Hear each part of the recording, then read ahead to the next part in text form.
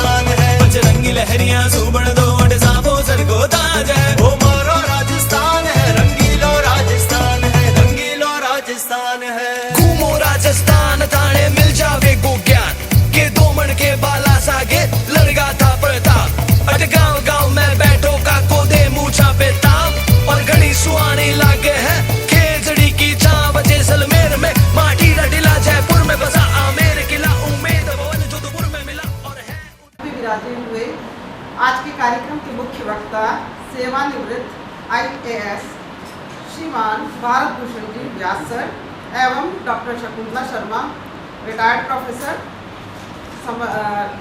IQAC के coordinator doctor JK Sukhpal sir, समस्त संकाय सदस्यगण, प्रिय विद्यार्थियों और सारे पदाधिकारीगण, NSS, NCC, रॉवर रैंजिंग, IQAC के सभी सदस्यगण।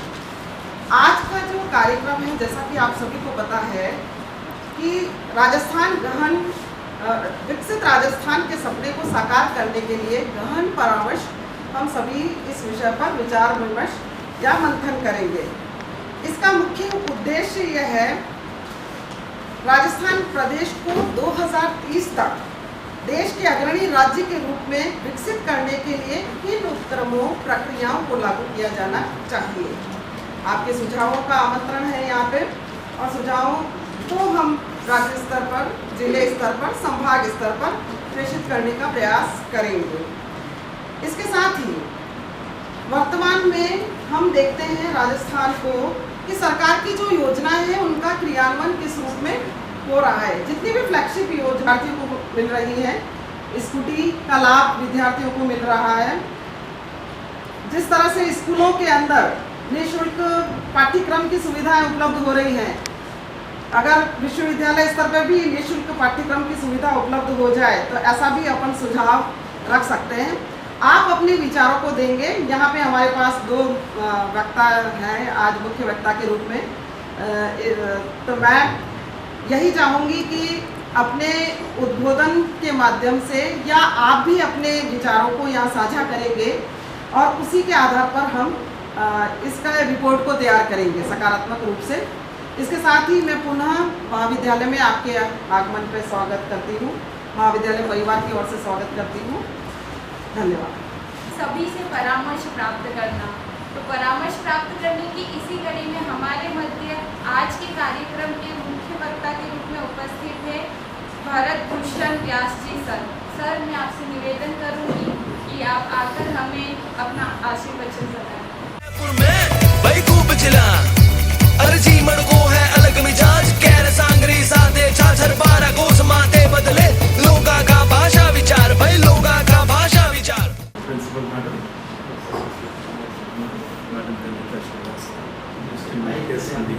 Dayas and dear students, honorable members of the staff, boys and girls, भाषा को मिक्स कर लेता हूँ ताकि बातचीत में सुविधा रही। मुझे संदेश प्राप्त हुआ शाम को इस प्रकार की एक गोष्ठी रखी गई है। Madam, would you like me to focus only on higher education और जनरली ऑन जनरली सर। अच्छे आपके इंटरेस्टेड बच्चे बच्चियाँ, क्योंकि मैं आजकल बच्चे बच्चियों को थोड़ा IAS IPS के लिए कॉम्पिटिटिव एग्जाम्स के लिए ट्रेनिंग भी दे रहा हूँ। सुबह भी 1-1.5 घंटे का सेशन लेके मैं आया। तो ये मैंने पहले भी कहा था कॉलेज में कि आप में से जो भी कोई इंटरेस्टेड हो, मेरा कोई फ्लेक्सिबल है मेंटरिंग के लिए, हेल्प के लिए। तो विजन डॉक्यूमेंट्स तो बहुत स्टेट्स ने बनाए हैं। मैं भी एक स्टेट का चीफ सेक्रेटरी था, तो शीर्षस्थ पद पे काम करके वहाँ का विजन डॉक्यूमेंट भी बनाया हमने जम्मू कश्मीर का, क्योंकि मैं जम्मू कश्मीर का चीफ सेक्रेटरी था। और वहाँ से रिटायर होके मैं मेंबर संघ लोक सेवा आयोग UPSC 5 साल IAS IPS ऑफिसर्स के सिलेक्शन वगैरह में भी मेरा भागीदारी रही। तो अपने अनुभव पे जो थोड़ा बहुत कर सकता हूँ, ज़्यादा तो मुझे राजस्थान का भी आइडिया नहीं, आपने समझ भी नहीं दिया, नहीं तो तैयारी अच्छी करके आते। मेरी स्थिति तो उस स्टूडेंट की तरह जिसको बताया गया है आज एग्जाम है, पढ़ाई लिखाई तो की नहीं, लेकिन कुछ तो बोल ही देते हैं। देखिए व्हाट इज, जो 2 सेंटेंस मैंने पढ़े आपको डॉक्यूमेंट को, लिखा कि साहब CM साहब ने अनाउंस किया है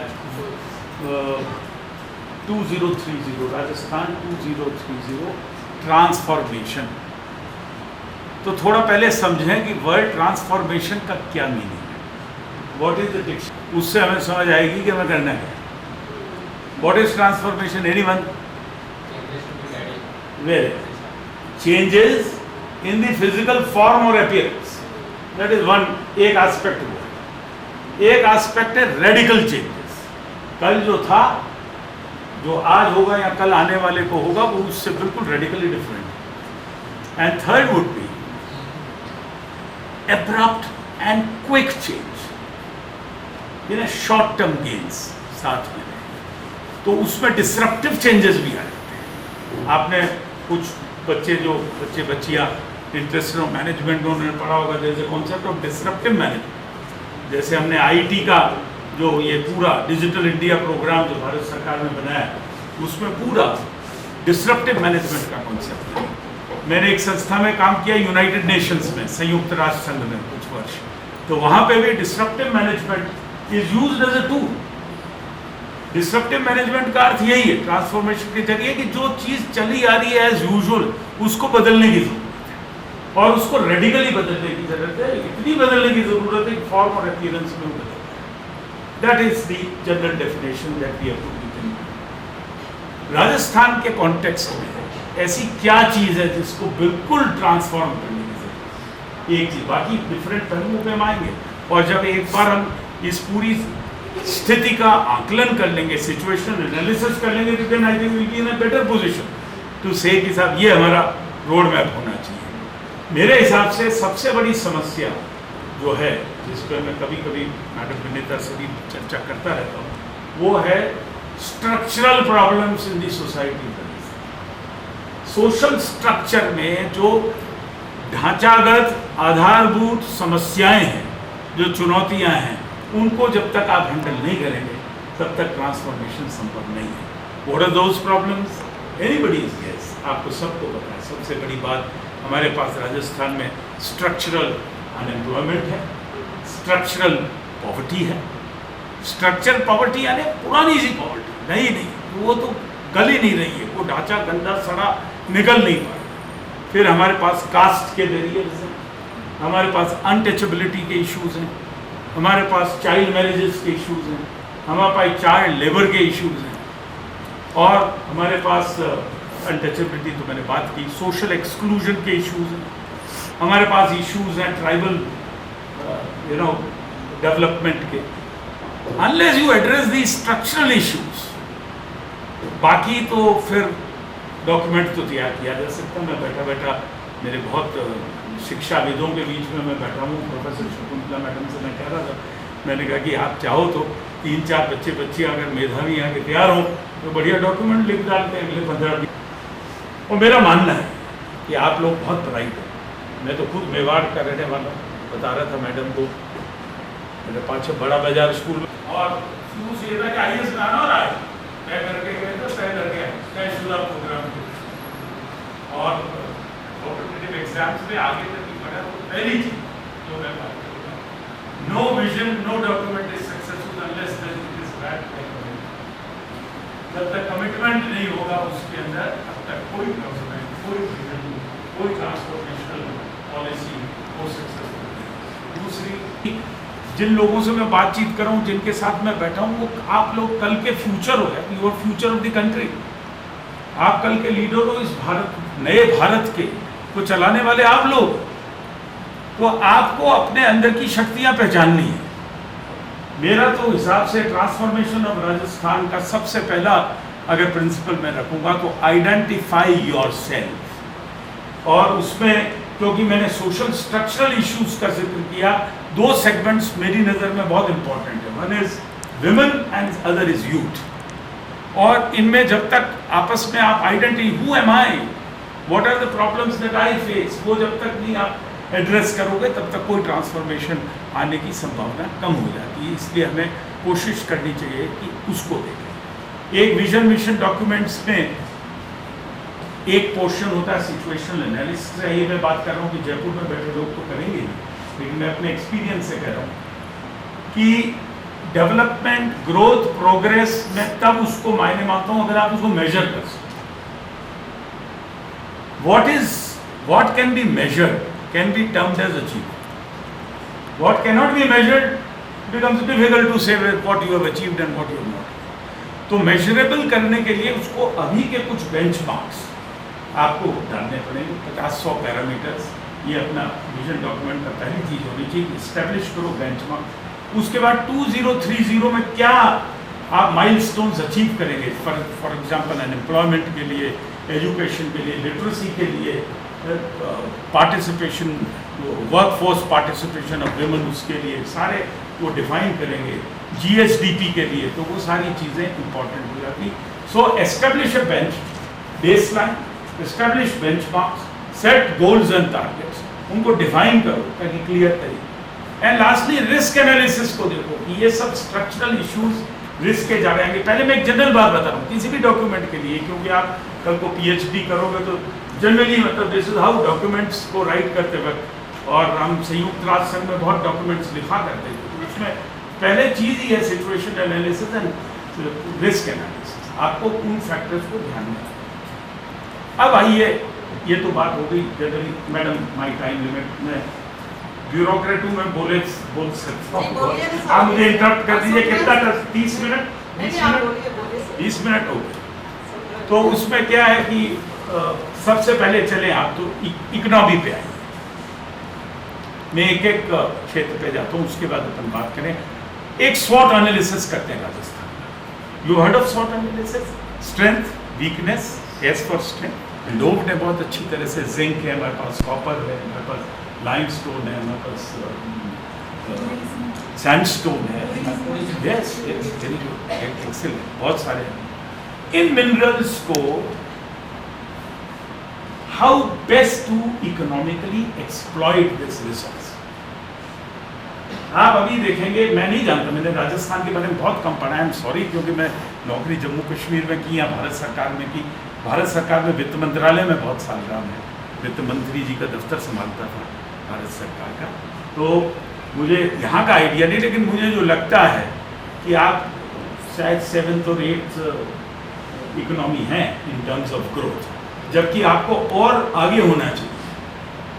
तो राजस्थान, उसके लिए क्या आवश्यकता है? उसके लिए है माइनिंग इक्विपमेंट, माइनिंग टेक्निक्स। ये अपने राजस्थान 2030 का एक बहुत बड़ा एक्शन पॉइंट बन सकता है। Mining equipment, mining this thing, lease arrangements, और लोकल्स का पार्टिसिपेशन कैसे हो। अगर बाहर की कंपनीज आके इनमें काम करेंगी और सब कुछ लोकल्स को नहीं मिलेगा, तो लोकल्स फिर किस तरह उनका इकोनॉमिक आर्थिक विकास होगा, तो उनको किस प्रकार की स्किल्स दी जाए, ये बहुत इंपॉर्टेंट। मेरे 2 सुझाव हैं जो मैं अपने शादी करियर में भी बात करता था। एक आपने सुना होगा, एक तो ITIs होती है, इंडस्ट्रियल ट्रेनिंग इंस्टीट्यूट्स बोलते हैं। अब वो क्या है कि छोटे मोटे ट्रेड्स में, छोटा मोटा कोई चीज़ छोटी नहीं होती है, I am sorry, wrong words, तो आप कुछ ट्रेड्स में वो ट्रेनिंग। मेरा सजेशन ये है कि उन इंस्टीट्यूट्स को प्राइवेट सेक्टर को हैंड ओवर किया जाए फॉर मैनेजमेंट, कि आप अपने आपको क्या जरूरत है स्किल की, माइनिंग सेक्टर में, उनमें इन बच्चों को ट्रेन करो 10वीं पास को और फिर उनको एम्प्लॉयमेंट की करेंगे। सो DICs जो है हमारे ITIs, उनको आप जो है पूरा management should be privatise, not the ownership. Ownership सरकार की रहे और वो आए। जैसे कि हमने हाइडल प्रोजेक्ट्स लगा रहे थे कश्मीर में, तो मैंने उनको कहा भाई तुमको प्लम्बर चाहिए, इलेक्ट्रिशियन चाहिए, तुमको ऑयल ठीक करने वाला चाहिए, जो हाइडल प्रोजेक्ट्स में चाहिए, तुम्हें हमारे बच्चों को ट्रेनिंग दो। क्योंकि एक एनालिसिस किया था प्रधानमंत्री जी ने, एक ग्रुप बनाया था अनएम्प्लॉयमेंट में, जिसका मैं मेंबर सेक्रेटरी था, रंगराजन साहब फॉर्मर गवर्नर RBI उसके चेयरमैन थे। तो हमने एनालिसिस किया कि 1/3 लोग जो है हमारे बच्चे 10वीं के पास है। कैटेगरी अनएम्प्लॉयमेंट की वो राजस्थान का विकास तब होगा जब उसका विकास होगा। तो वो 10th के पास करने वाले, उनको आइडिया नहीं, तो आप उनको अच्छी ट्रेनिंग दें, उनको इंडस्ट्री रेलेवेंट ट्रेनिंग दें और उसके बाद उनकी कैपेसिटी बनाए, ताकि इस प्रकार का सजेशन जा सकता है सरकार। बाकी इसके प्रोज एंड कॉन्स है, हर चीज़ के 2 पहलू। इसी तरह DICs, डिस्ट्रिक्ट इंडस्ट्रीज सेंटर है, उनमें किसी प्रकार के हम प्राइवेट सेक्टर के मेंटर्स लाएं जो हमारे DICs के कामकाज को थोड़ा रीडिज़ाइन करें और उसको रीअलाइन करें इन दी चेंजिंग सर्कमस्टांसेस। ये हो गई मिनरल्स इंडस्ट्री की बात। एग्रीकल्चर में मेरे ख्याल से हम हाईएस्ट प्रोड्यूसर हैं मस्टर्ड के, रेपसीड के, ऑयल के, वूल के, और मेरे ख्याल से दूध के हम शायद 2nd लार्जेस्ट प्रोड्यूसर हैं, और इसी तरह सोयाबीन के 3rd लार्जेस्ट प्रोड्यूसर हैं। तो इन, और अभी अपॉर्चुनिटी इतनी बढ़िया है हमारे सामने, इस स्ट्रेंथ के सामने की इंटरनेशनल ईयर ऑफ मिलेट्स माना जाता है। तो अब इन सारे ऑयल सीड्स का, कोर्स ग्रेन्स का किस तरह हम farm storage, farm processing activities को बढ़ावा दे सकें और किस तरह ज़्यादातर इन एक्टिविटीज़ में विमेन को इन्वॉल्व कर सकें, दैट इज़ वेरी इंपॉर्टेंट, क्योंकि उससे इमीडिएटली आपकी सोशल और इकोनॉमिक ट्रांसफॉर्मेशन आएगा।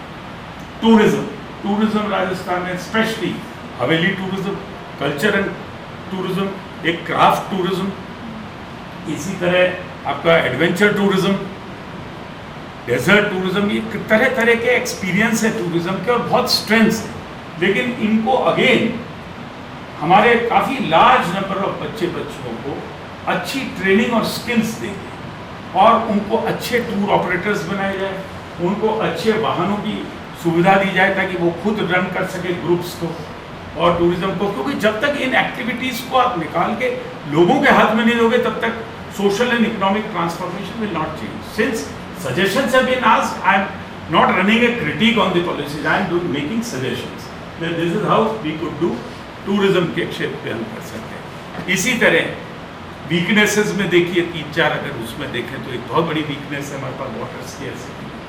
तो वाटर मैनेजमेंट में हम क्या कर सकते हैं, कुछ क्या बेस्ट प्रैक्टिसेस का एक कंपेंडियम बना सकते हैं। हमारे यहाँ वाटरमैन रहे राजेंद्र सिंह जी रहे, उनका मैं जब UN में था तो उनका काफ़ी हमने प्रेजेंटेशंस देखे हैं। तो क्या वाटर कंजर्वेशन के ट्रेडिशनल क्या तरीके हैं। मैं उधमपुर में कलेक्टर था साहब, तब 1 साल हमने मनाया। तो उधमपुर काफ़ी हमारे उदयपुर राजसमंद टाइप के इलाके जैसा नज़र आता है मुझे।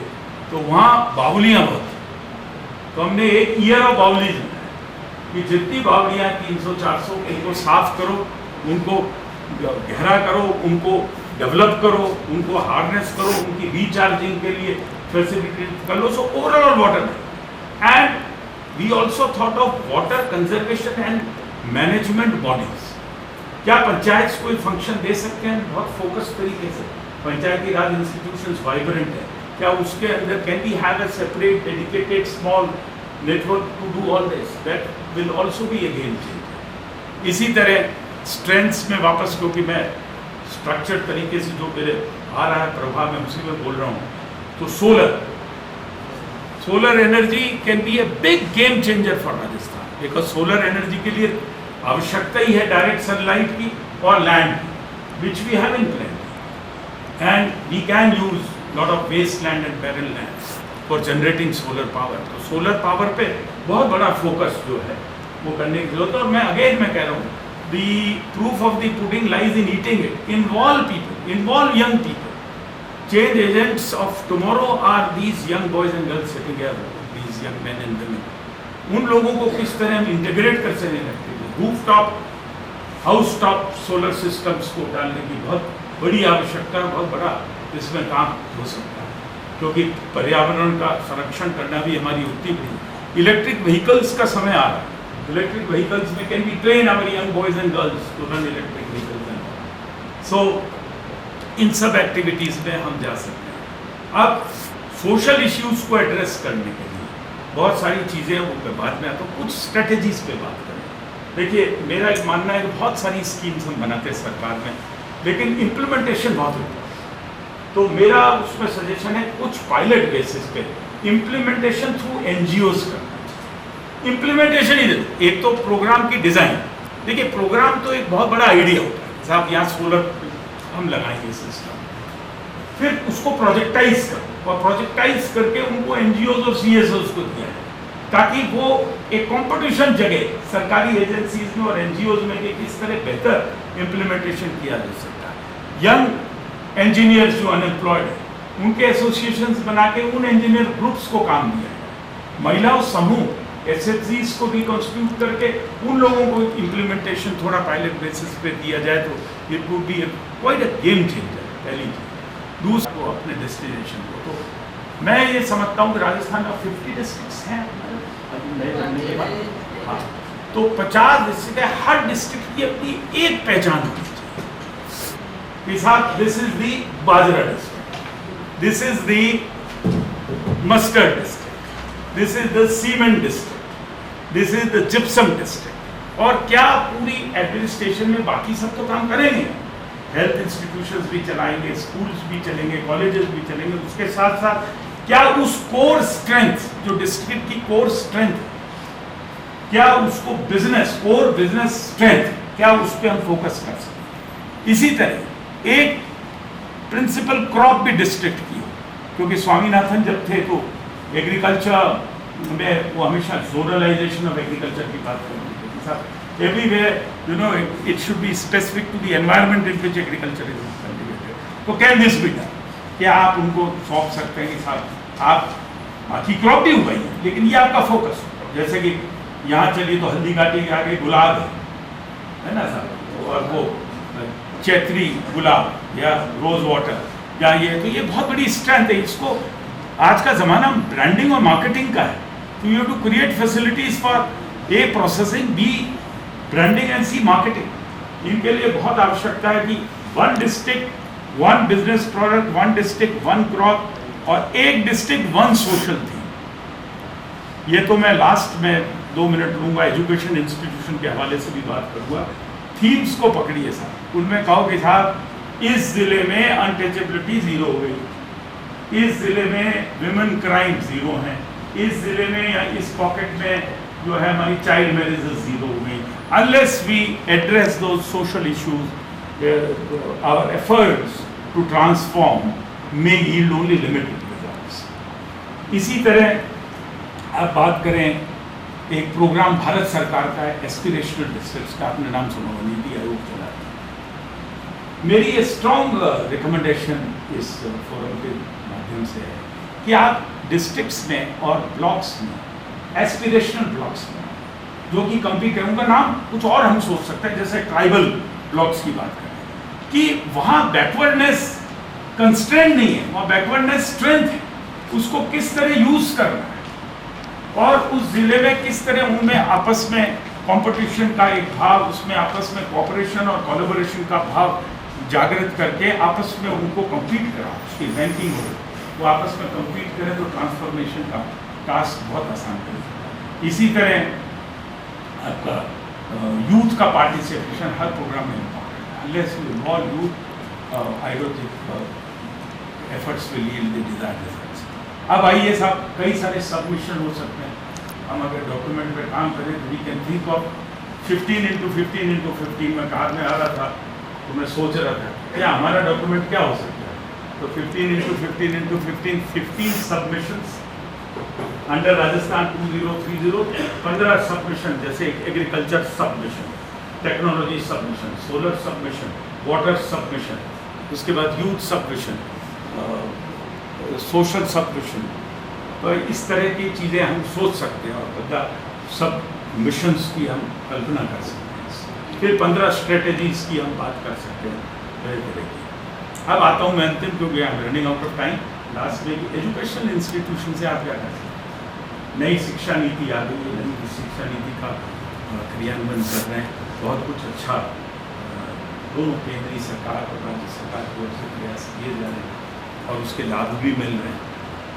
लेकिन मैं 3-4 बातें आपके लिए ज़रूर प्रिंसिपल मैडम को कहूँगा। एक तो कि क्या हम एक एक्टिविटी, मैं कंपल्सरी की बात नहीं करूँ, मैं वॉलंटरी कंपल्सन की बात, कि कंपल्सरी भी हो लेकिन वॉलंटरी, कि हर बच्चा बच्ची कोई एक एक्टिविटी करे, चाहे एनएसएस करे, चाहे एनसीसी करे, चाहे कोई और प्रकार की ज्वाइन करे, एक एक्टिविटी करना, एक पैशन करना बहुत। इसी तरह क्या कॉलेज स्तर पे क्या हम एक छोटा सा स्किल सेल बनाते हैं, और क्या एक स्किल कोई भी बच्चा, बिकॉज जब आप ग्रेजुएशन करके निकलते हैं 3-4 इयर्स में, can you carry back with you one expertise, one skill expertise, one skill with you, उसके लिए क्या हम वो सोच सकते हैं। और तीसरा, एक सोशल थीम, कोई भी जिस पे बच्चा काम करे, चाहे वो सॉलिड वेस्ट मैनेजमेंट हो, चाहे लिक्विड वेस्ट मैनेजमेंट हो, चाहे एनवायरनमेंट मैनेजमेंट हो, चाहे सोशल इश्यूज में कहीं,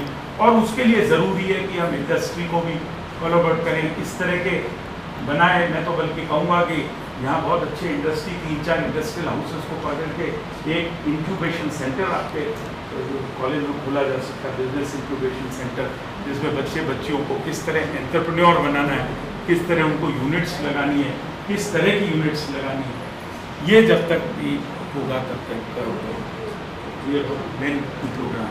सो सम टोटल में कहना हूँ कि साहब, जब मैं यूएन में था तो एक वर्ल्ड बैंक के फाइनेंशियल एडवाइजर के नाम भूल रहा हूँ, उनका भी याद आ जाएगा, वो कहा करते थे कि development is complex and multifaceted, therefore the response has to be multi sectoral and multi actor. जब तक आप मल्टी सेक्टर और मल्टी एक्टर इन्वॉल्वमेंट और पार्टिसिपेशन नहीं लाएंगे, तो participation is the key to success. And I will end by saying, people know what will help them. We only have to create mechanisms to help them help themselves. Thank you. ये कई सारे keyword हमें दिए जिन पे हम सोच सकते हैं, और कई सारे प्रोग्राम को डेवलप भी कर सकते हैं, बच्चों को एक्टिविटीज़ करवा सकते हैं, बच्चों की नॉलेज को कैसे बढ़ाया जा सकता है, उसके भी आपने कई सारे हमें आइडिया दिए, उसके लिए thank you so much sir. आज के इस कार्यक्रम के बारे में बताने के लिए हमारे बीच में हमारी मुख्य वक्ता उपस्थित है। मैं माननीय डॉक्टर शकुंतला मैम से निवेदन करूंगी कि वे आए और वे भी अपने अनुभव हमारे साथ साझा करें। परदेसी मेहमाना की होती गणी मनवार है, वो बर्तर वाली शान है, वो मारो। आदरणीय व्यास सर, नीता मैडम और मेरे सभी साथी और प्यारे बच्चों, आज का जो विषय है जिसके लिए हम लोग यहाँ पर एकत्रित हुए हैं कि 2030 में हमारा राजस्थान कैसा होना चाहिए, इसके बारे में एक विज़न लेके हम चले हैं। और ये पहली बार ही हो रहा है कि एक विज़न हमारे सामने रखा गया है कि 2030 में हम हमारे राजस्थान को कैसा देखना चाहते हैं। सबसे पहले मैं आप लोगों से ही शुरू करूंगी कि एजुकेशन के क्षेत्र में हम देखें, और हायर एजुकेशन के क्षेत्र में बहुत सारे ऐसे एस्पेक्ट थे, सर ने आपको बहुत अच्छी तरह से समझा दिए। मैं केवल एक एस्पेक्ट आपके सामने रखना चाहूँगी कि हायर एजुकेशन में हम ऐसा क्या कर सकते हैं जिससे कि जो चलने वाली परिपाटी है पुरानी, उसको हम बदल सकें, और जो हमारे स्टूडेंट हैं उनका एक रुझान पढ़ने की ओर, रिसर्च की ओर आए, और 3 साल 5 साल वो कॉलेजेस के अंदर पढ़ने के बाद वो अपने आप में इतना सक्षम होकर जाए कि उसको कोई भी चीज़ ढूंढनी ना पड़े कि मैं बेरोजगार हूँ। ये जो शब्द है बेरोजगार वाला, ये अपने डिक्शनरी में से बिल्कुल वो हटा दें। उसके लिए देखिए आप क्या करना है कि सबसे पहले तो हमारी जो शिक्षा पद्धति है उसमें कुछ परिवर्तन लाने की ज़रूरत होगी, क्योंकि कुछ विषय ऐसे हैं जो हम लोग आदिकाल से उसको पढ़ते चले आ रहे हैं, और बच्चा भी जब कॉलेज के अंदर आता है, क्योंकि मुझे पिछले 35 साल का अनुभव हायर एजुकेशन का है, जब बच्चा यहाँ पर आता है तो 3 सब्जेक्ट उसको मिल जाते हैं, आर्ट्स, कॉमर्स और साइंस, और आगे वो क्या काम कर सकता है उसके लिए उसको बहुत सारी चीज़ें नहीं मिलती। धीरे धीरे अब ये सुधार हो रहा है कि कुछ ऐसे विषय खोले जा रहे हैं, जैसे सर ने कुछ विषय की चर्चा की थी कि आगे जैसे IT का युग है तो हर कॉलेजेस के अंदर कुछ ऐसे विषय भी होने चाहिए कि जो बच्चा उन विषयों को लेकर अपने IT क्षेत्र के अंदर सुधार कर सके। एग्रीकल्चर के क्षेत्र में है तो चूँकि अभी जो नई शिक्षा नीति आई है उसमें आप किसी भी सब्जेक्ट को लेकर और कार्य कर सकते हैं, तो क्यों ना एग्रीकल्चर जैसा सब्जेक्ट हर बच्चे के लिए हो, और जो बच्चा उसमें विशेष रूप से इंटरेस्ट ले रहा है कम से कम वो तो उसको पढ़ ही सके। हम एग्रीकल्चर कॉलेज के नाम से अलग कॉलेज बना देते हैं और वो बच्चा बिल्कुल अलग हो जाता है, लेकिन अगर इन्हीं कॉलेजेस के अंदर कुछ ऐसे विषयों की शुरुआत की जाए तो बच्चा भी इस ओर आकर्षित होगा। क्योंकि जब एडमिशन में आता है तो साइंस के अंदर आता है तो उसको बस बायोलॉजी, मैथ्स और बायोलॉजी 2 प्रकार की चीज़ें उसको मिलती हैं, और उसका जो सिलेबस है वो बहुत पुराना चला आ रहा है। अभी क्या परिवर्तन हो रहा है, उस परिवर्तन के हिसाब से अगर उसमें चेंजेस किया जाए तो बच्चे के लिए बेनिफिशियल होगा। दूसरी चीज़ ये आती है कि आर्ट्स के अंदर कुछ सब्जेक्ट चलते हैं, तो ज़्यादातर जो क्षेत्र में राजसमंद के अंदर अगर मैं बात करूँ तो बच्चा हिस्ट्री, पॉलिटिकल साइंस और हिंदी, इन 3 विषयों के अंदर कह देता है कि भाई मेरे को तो इसके अंदर ही लेना है, क्योंकि ये विषय ऐसे विषय हैं जिसके लिए उसको कॉलेज में आने की ज़रूरत ही नहीं पड़ती, वो अपने आप ही इस चीज़ को कर सकता है। तो हमारे यहाँ पे क्वांटिटी एजुकेशन के बारे में तो सोचा जा रहा है, लेकिन क्वालिटी एजुकेशन के बारे में बिल्कुल भी नहीं सोचा जा रहा है। अगर कॉलेजेस के अंदर जैसे थोड़ी सी डिमांड आती है और ये कह दिया जाता है कि साहब एक सेक्शन चलता था, एक सेक्शन और बढ़ा दिया जाए, अब उसके लिए हमारे पास फैसिलिटी है या नहीं, उसके लिए हमारे पास टीचर्स हैं या नहीं, उसके लिए हम कुछ कर सकते हैं या नहीं, वो बिल्कुल भी नहीं होता। लेकिन पूरा साल हमारा उस सेक्शन के अंदर एडमिशन करने में ही चला जाता है, और बच्चा क्या करने आता है बच्चों को कुछ नहीं पता होता है कि वह कॉलेज के अंदर वो क्या करेगा। तो सबसे पहले यही चीज़ है कि एक उद्देश्य और एक विजन लेके बच्चा भी इन कॉलेजेस के अंदर आए, और कॉलेजेस के जो सिलेबस हैं गवर्नमेंट को ये चाहिए कि वो एक इस प्रकार की कमेटीज़ वगैरह बनाए और इन सिलेबस के अंदर कुछ इस प्रकार का चेंजेस करें कि बच्चा उस ओर आकर्षित हो।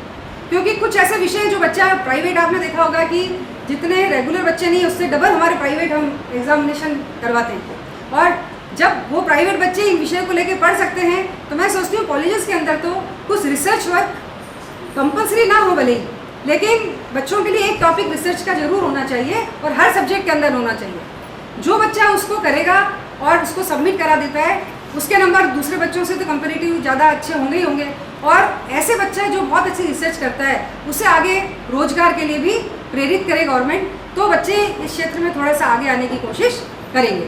क्योंकि लकीर से हटकर केवल हम एक क्षेत्र मान लेते हैं कि हमको रीट का एग्ज़ाम देना है, हमको बीएड का एग्ज़ाम देना है, हमको पीटीईटी का एग्ज़ाम देना है, हम हायर एजुकेशन में इससे आगे कुछ सोच ही नहीं पाते हैं। जैसे सर ने शुरू में एक चीज़ कहा था कि एक विज़न लेके चलना है, जैसे आपने कहा कि मैंने एक विज़न लिया कि मुझे IAS बनना है, तो उसी रास्ते के अंदर हम लोग चलते हैं तो हम ज़रूर पहुंच जाते हैं। मैं आपको राजस्थान के अंदर ये थोड़ा सा डिफरेंस बताऊंगी कि आप जयपुर से आगे चले जाइए शेखावाटी साइड, वहाँ पर कोई भी बच्चा जो किसी एजुकेशन के अंदर जाता है ना, अगर उसका 3rd ग्रेड का भी एक विज़न है तो वो उसके अंदर ही चलता रहता है कि मुझे ये काम तो करना ही करना है। अब हमारे यहाँ क्या होता है, अगर मेरा इसमें हो जाएगा तो ठीक है, इसमें हो जाएगा तो ठीक है, हम 22 लाख चलने की कोशिश करते हैं और आगे हम कुछ करते ही नहीं है। और फिर हमारी सुविधाओं के लिए एक चीज़ और कर रखी है कि वो 1 वीक सीरीज चलती है ना, अपना 1 वीक सीरीज, हम केवल उसके अंदर बंधे से रह जाते हैं, क्योंकि सिलेबस उतना ही है। न तो पेपर सेटर को पता होता है कि मैं पेपर सेटर बाहर से कुछ कर सकता है और ना ही स्टूडेंट कुछ कर सकता है। मालूम होता है उनको कि ये 10 क्वेश्चन है, इसके अंदर से बस ये कि हमारे को आने हैं, इस साल ही आ गए तो उस साल ही आने हैं। मतलब हमने अपने जो एजुकेशन है उसको इतना लिमिटेड कर दिया है कि हम उससे आगे बढ़ने की सोच ही नहीं सकते। अगर हम एक विज़न लेकर चलना चाहते हैं तो हमें सबसे पहले हमारे जो सिलेबस हैं उनके अंदर परिवर्तन करने होंगे। हमें थोड़े से प्रैक्टिकल, चाहे वो आर्ट्स है चाहे कॉमर्स है, उसके अंदर भी हमको प्रैक्टिकल लाने होंगे। हमें पेपर रिसर्च का शुरू से 1st year 2nd year 3rd year अगर ग्रेजुएशन है तो एक पेपर हमको रिसर्च का उसके अंदर रखने की आवश्यकता है। और मैंने आपसे कहा कि रिसर्च का पेपर सब बच्चे नहीं कर पाते, लेकिन जो बच्चा उसमें कर रहा है, अगर आपकी 100 की क्लास अगर 10 भी उसमें कर रहे हैं तो अपने आप ही छट जाएंगे ना कि 10 बच्चे तो कम से कम कुछ करके और आगे हैं। और आप ये देखिए जब एक एक करके बैच निकलने शुरू होंगे तो वो दिन दूर नहीं होगा कि बच्चे सब इंटरेस्ट लेने लग जाएंगे कि वाकई इसके अंदर हमको कुछ मिलता है। जैसे सर ने कहा कि एक चीज़ और बताई थी कि लोकल बेनिफिट्स क्या हैं, लोकल आवश्यकताएं क्या हैं।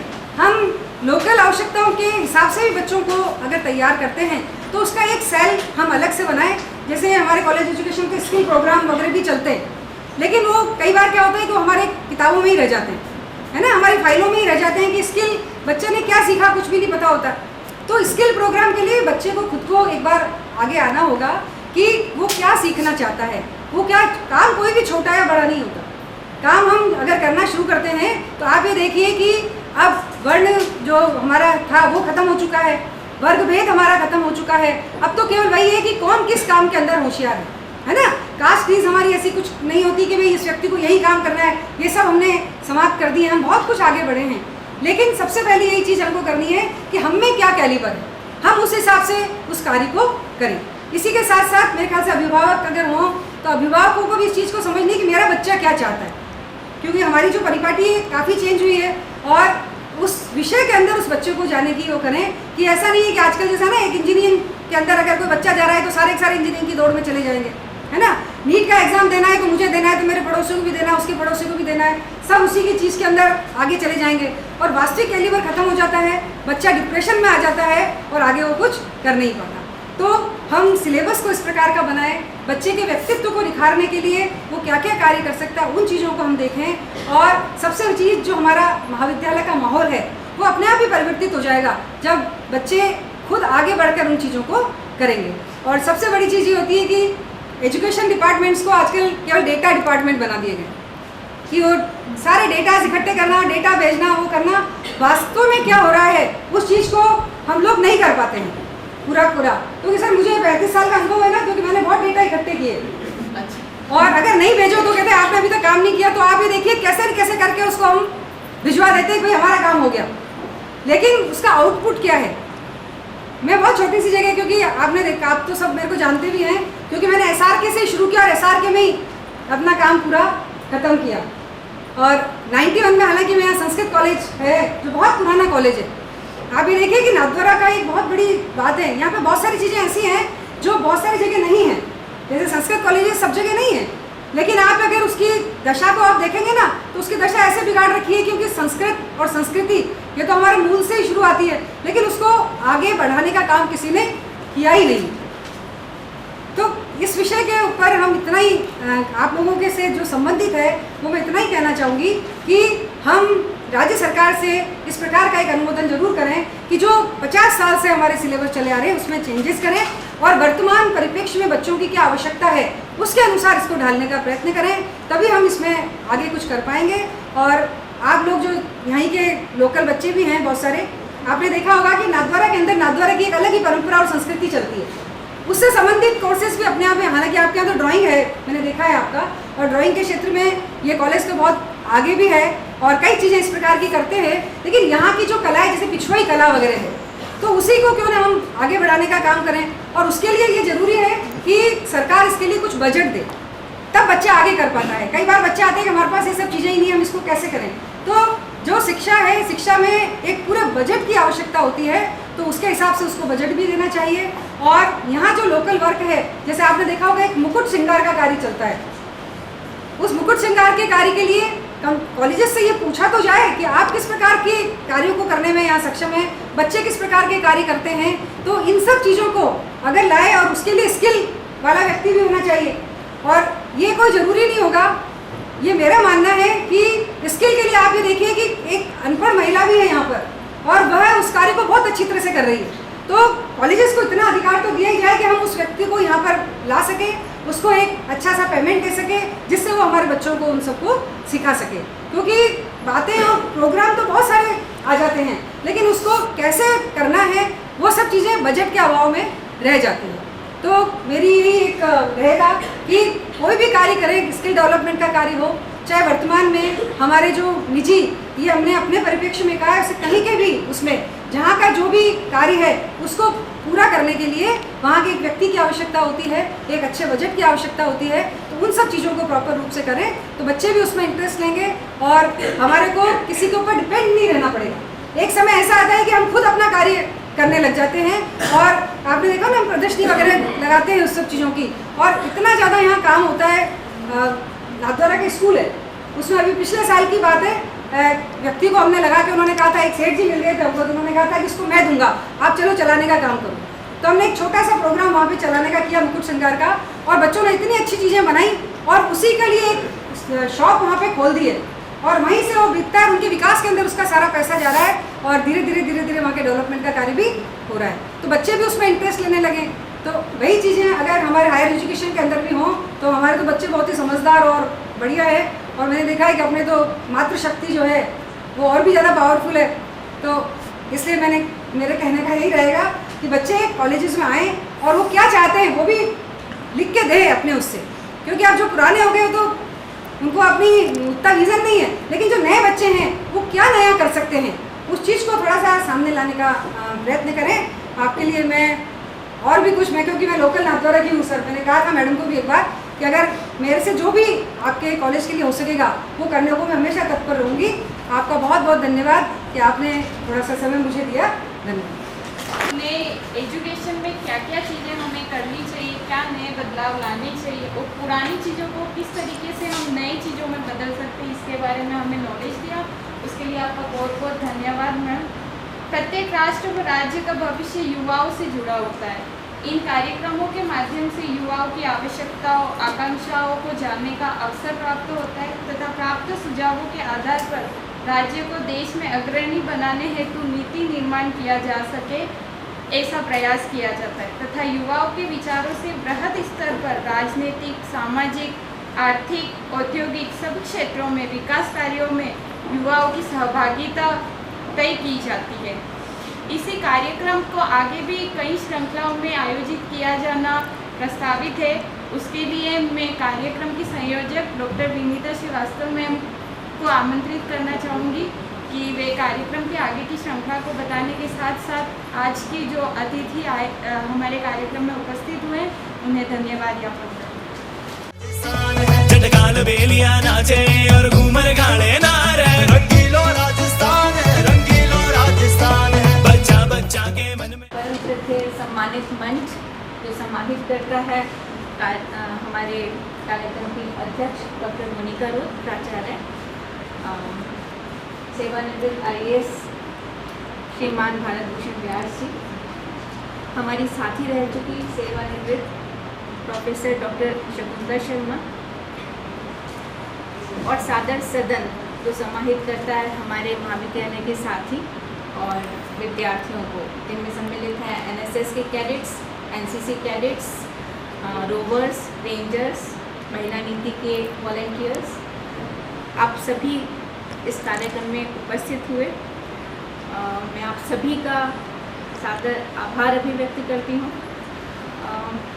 आज का जो कार्यक्रम है, मुझे लगा 2 वक्ताओं को बुलाया, पर ऐसा लग रहा है जैसे वो होता ना कागर में सागर के समान हमारे सामने चीज़ें आई हैं। इतनी अलग अलग परिप्रेक्ष्य के सुझाव आप लोगों ने दिए हैं, शब्द नहीं है कि किस तरह से अभिव्यक्त करें हम आभार।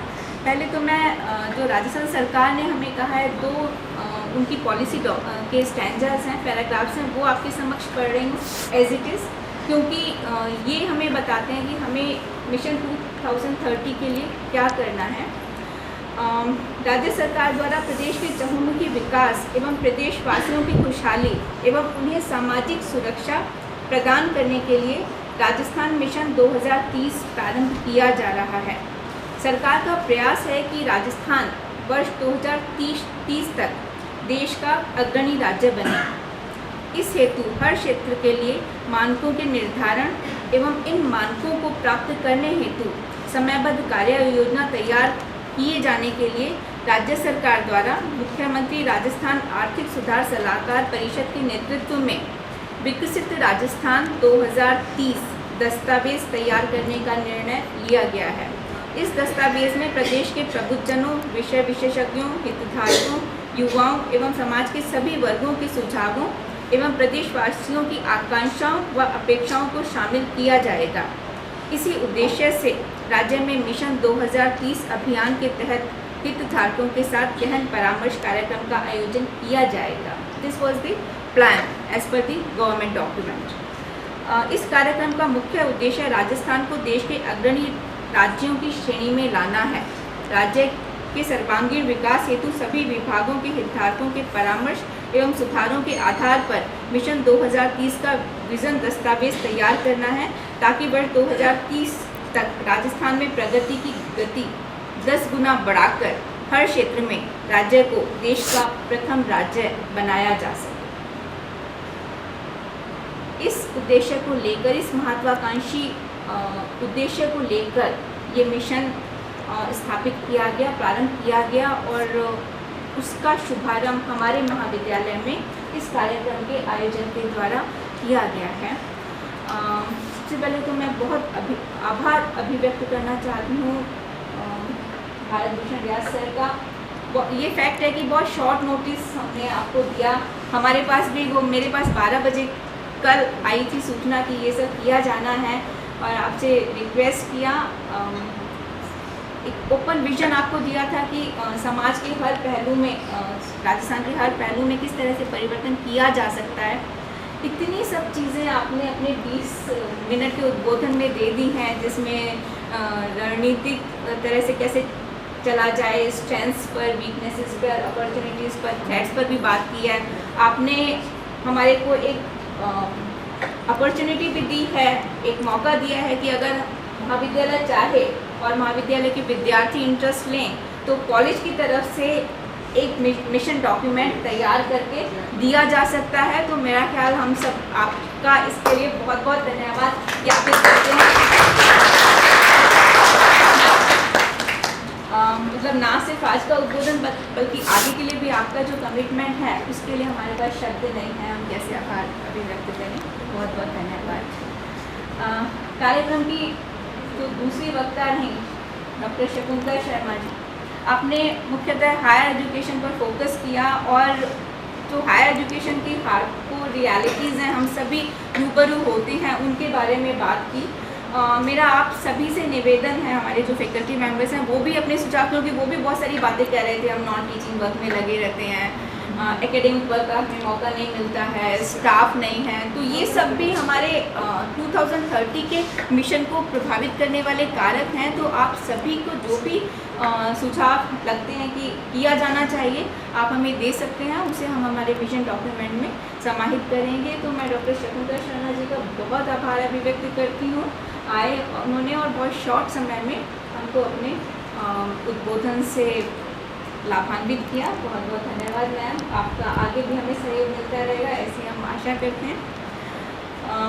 जो कार्यक्रम है, हालांकि संयोजिका मैं हूँ, लेकिन कार्यक्रम आप देख रहे हैं कि सभी कॉलेज की समितियों के बिहाफ पर ऑर्गेनाइज किया जा रहा है। NSS, NCC, रोवर, रेंजर, विकास समिति और हमारे IPS प्रभारी सुखवाल सर, सभी के सादर सपोर्ट से ये कार्यक्रम आयोजित किया गया है। सबने अपने अपने तरीके से इसमें सहयोग दिया है, तो सभी समितियों के प्रभारियों का भी मैं धन्यवाद ज्ञापित करती हूँ।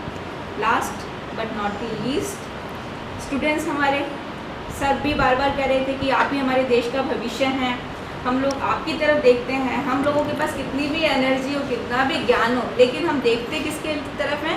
युवाओं की तरफ देखते हैं, क्योंकि कल हमारा देश कैसा होगा, हमारा कॉलेज कैसा होगा, वो आपके ऊपर निर्भर करता है। तो आप सब लोग यहाँ पर आए, आपने इतना पेशेंटली इस पूरे वक्तव्य को सुना, इस मिशन को समझा।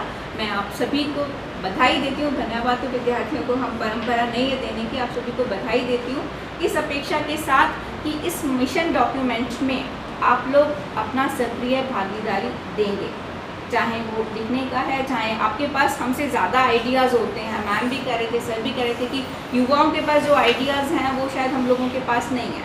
अब इतने तरह के नए नए स्ट्रीम लाइन्स आ गए, इतने कोर्सेज आ गए हैं, तो आप लोगों की तरफ से जो सुझाव राजस्थान 2030 में कैसा हो, उसके लिए आपसे आमंत्रित किए जाते हैं।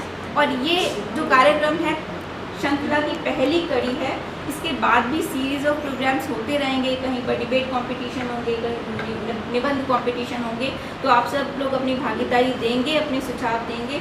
इस अपेक्षा के साथ मैं आपको बधाई देती हूँ और कार्यक्रम के औपचारिक समापन की घोषणा करती हूँ। धन्यवाद।